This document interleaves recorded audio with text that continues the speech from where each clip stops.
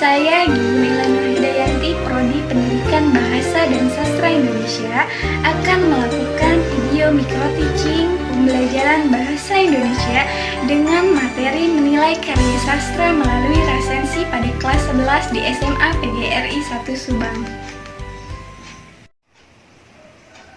Baiklah, sebelum kita mulai pembahasan pada hari ini, Ibu akan menyebutkan kompetensi dasar, indikator pencapaian, dan tujuan pembelajaran yang akan kita capai pada hari ini.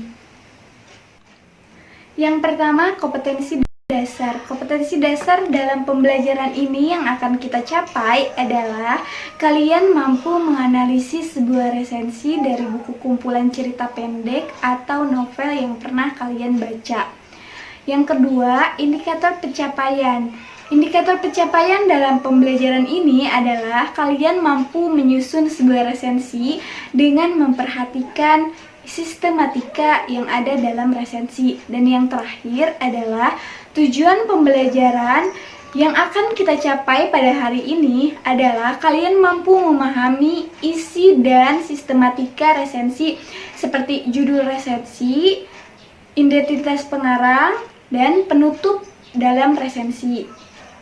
Dan yang terakhir, dalam pembelajaran ini kalian mampu menganalisis sebuah resensi dalam sebuah novel yang pernah kalian baca. Sekarang kita masuk ke pembahasan materi. Sebelum Ibu memberi tahu apa pengertian resensi, tujuan, sifat, dan sistematika resensi, Ibu mau menanyakan dulu, ada yang tahu tidak resensi itu apa? Ya, kamu. Apa resensi itu? Ulasan, bisa. Terus ada lagi gak selain ulasan? Penilaian, betul. Jadi, resensi itu adalah ulasan atau penilaian terhadap suatu karya, baik itu novel, cerita pendek, film, maupun drama. Di dalam sebuah resensi, kita dapat mengetahui kelebihan dan kekurangan yang ada dalam buku yang telah kita baca, serta informasi yang ada di buku yang telah kita baca, kita bisa tahu dan kita bisa menambah pengetahuan tentang sebuah buku yang telah kita baca. Nah, selanjutnya kita telah membahas pengertian resensi. Sekarang tujuan meresensi buku adalah untuk mengetahui sebuah buku. Setelah kita mengetahui pengertian, tujuan, dan sifat di dalam resensi, sekarang kita membahas sistematika resensi. Coba ada yang tahu tidak sistematika itu apa? Struktur. Betul. Ada lagi tidak? Sistematika resensi. Sistematika itu apa? Betul, unsur-unsur. Jadi sistematika itu dapat berupa unsur-unsur maupun struktur. Iya, betul.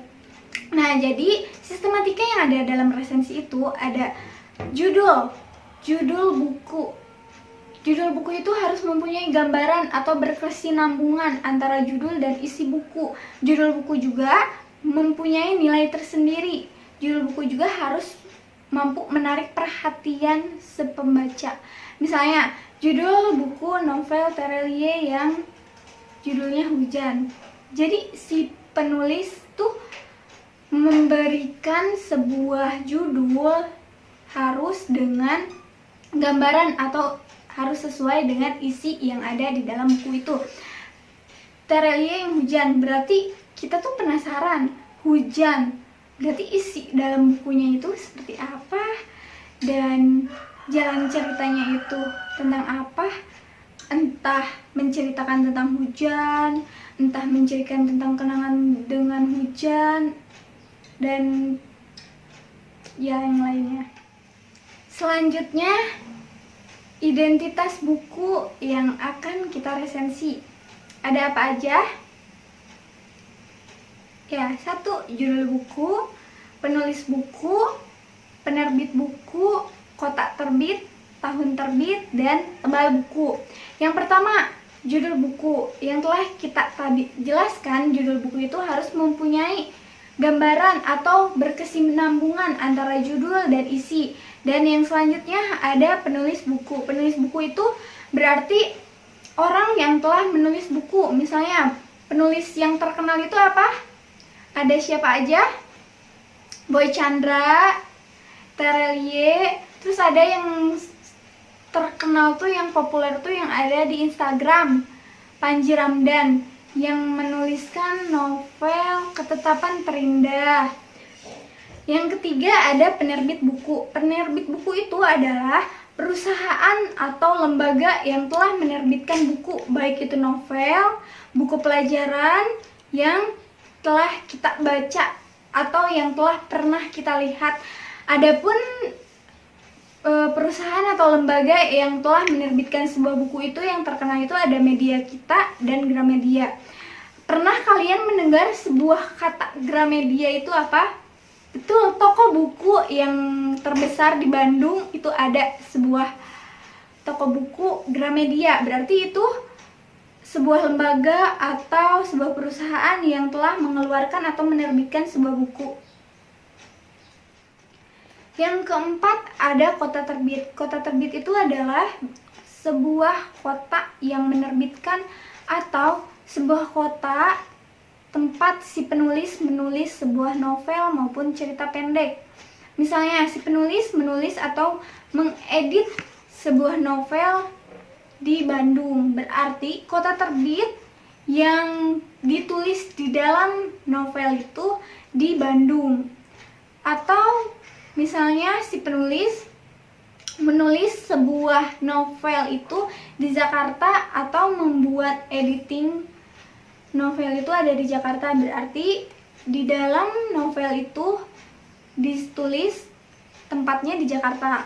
Nah, yang selanjutnya yang kelima ada tahun terbit. Tahun terbit yang ada di novel itu berarti terbitnya tuh tahun 2019. Berarti ditulisnya itu tahun 2019.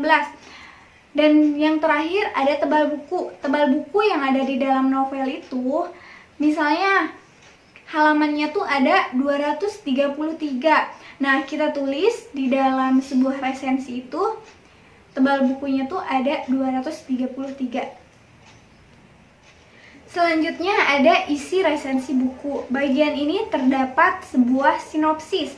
Sinopsis itu berarti ulasan singkat atau cerita singkat atau gambaran singkat yang terdapat di dalam sebuah novel atau cerita pendek yang telah kita baca. Misalnya sinopsis karya Terelie Hujan. Berarti kita menceritakan singkat apa yang ada di dalam novel tersebut. Dan yang selanjutnya ada kelebihan dan kelemahan buku yang ada di dalam sebuah novel itu. Selanjutnya juga kita harus bisa menjelaskan kelebihan dan kelemahan yang telah kita baca itu. Yang terakhir ada penutup resensi buku. Pada bagian penutup biasanya berisi alasan mengapa buku itu ditulis dan untuk siapa buku itu ditujukan oleh penulis. Setelah kita membahas tentang pengertian, tujuan, dan sifat serta sistematika resensi, kalian harusnya mampu mengidentifikasi identitas yang akan kalian resensi. Misalnya, kalian membuka novel dan kalian identifikasi novel yang akan kalian resensi. Misalnya, judul buku kalian itu apa? Penulis, penerbit, dan yang lain-lainnya. Dan kalian harus mampu menuliskan atau mampu menganalisis sebuah resensi buku yang akan kalian resensi. Selanjutnya, kalian juga harus mampu untuk menganalisis isi resensi dari novel yang pernah kalian baca. Isi dari novel yang pernah kalian baca itu berarti berisi tentang, ya betul, sinopsis. Sinopsis itu berarti gambaran atau cerita singkat dalam novel yang telah kalian baca. Kalau secara umumnya itu berarti sebuah rangkuman. Nah, dalam isi itu berarti kalian mampu merangkum, mampu menceritakan secara singkat apa yang ada di dalam novel yang telah kalian baca dan yang akan kalian resensi. Dan selanjutnya, kalian juga harus mampu menilai secara objektif, secara apa adanya, kelebihan dan kekurangan yang ada dalam novel yang telah kalian baca. Sebelum kalian mengidentifikasi resensi buku yang telah kalian baca, Ibu ada contoh sebuah novel yang berjudulkan Hujan karya Terelie. Nah, kalian harusnya mampu mengidentifikasi novel. Judulnya berarti ini judulnya itu apa? Hujan. Dan penulis buku ini adalah Terelie. Bisa kalian lihat di sampul atau cover novel yang kalian punya. Nah, ada juga yang selanjutnya itu ada penerbit buku. Penerbit buku itu ada di halaman kedua, entah pertama gimana bukunya. Penerbit bukunya itu di sini yang novel yang Ibu pegang dari PT Gramedia Pustaka Utama. Kalian bisa lihat novel yang telah kalian pegang. Terus ada kota terbitnya itu ada di Jakarta, masih halaman sama. Terus tahun terbitnya itu ini ada Januari 2016. Terus tebal bukunya itu 320 halaman. Dan kalian bisa mengidentifikasi novel yang kalian punya. Selanjutnya, materi terakhir yang kita bahas pada hari ini adalah menganalisis kebahasaan dalam teks resensi. Dalam resensi karya sastra, perlu menggunakan bahasa yang baik dan benar, serta bahasa yang mampu menarik atau mampu dimengerti oleh si pembaca, ataupun bahasa yang mampu menggugah rasa si pembaca untuk membaca novel yang telah kalian resensi. Nah, di dalam kaidah kebahasaan ini kalian harus menggunakan kata-kata opini atau kata persuasif. Kata opini ini berarti kalimat pendapat kalian tentang sebuah novel yang telah kalian baca itu bagaimana, kelebihan dan kekurangannya itu bagaimana, penilaian kalian tentang sebuah novel yang telah kalian baca itu bagaimana. Serta kalian harus mampu mengajak si pembaca untuk membaca novel kalian. Misalnya di dalam novel yang telah kalian analisis itu, kalian mendapatkan sebuah pelajaran yang misalnya membuat kalian merasa bahagia, merasa, oh ternyata ketika aku baca novel itu tuh aku ngerasa jadi orang yang emang lebih baik lagi, seperti itu. Terus yang selanjutnya, kalian juga mampu menggunakan konjungsi internal dan konjungsi eksternal. Di dalam konjungsi eksternal itu ada mempunyai 4 kategori. Yang pertama, kalimat penambahan. Contohnya itu seperti atau. Yang kedua, kalimat perbandingan. Kalimat perbandingan itu contohnya seperti tetapi dalam novel ini, atau ada kata sementara di dalam novel ini ada sebuah pelajaran bla bla bla bla. Terus yang keempat ada karena atau sebab.